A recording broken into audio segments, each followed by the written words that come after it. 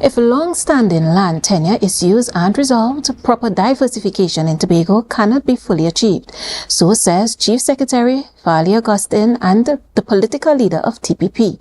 He explained that for generations, Tobagonians have been unable to invest in themselves or contribute meaningfully to the island's economic growth because they haven't obtained legal titles to the lands they occupy. Augustine said addressing this issue would be a top priority if the TPP was elected to Parliament. Reporter Kandace Jackson has the details. Recent national economic decisions have failed, according to TPP Tobago East candidate David Thomas, who was speaking at a political meeting in Goodwood on Thursday night. If you are responsible in leadership, you always understood the instability of Venezuela. You always understood that.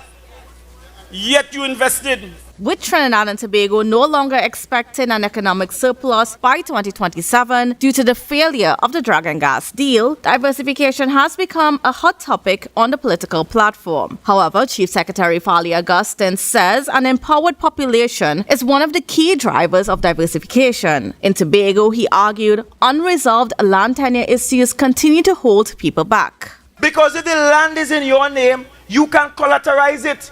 You could decide for yourself, look, I ain't looking for a morning walk. My granny have a piece of land here. I will go to the bank.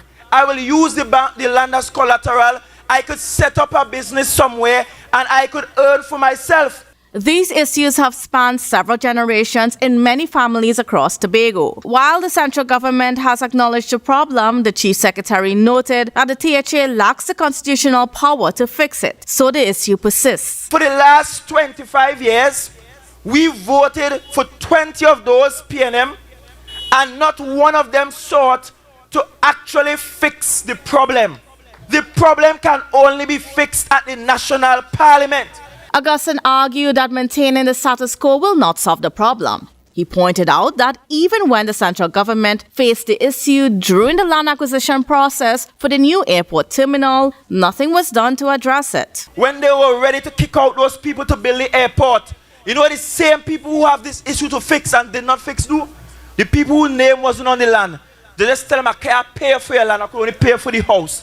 So in other words, people who lived in Crown Point, whose lands were not in their names, could not get money for the land. They only gave them some money for the value of the house and not the land. Augustine said settling land tenure issues would be a top priority for the TPP if they are elected to Parliament. Kandace Jackson, Tobago Updates, Television News.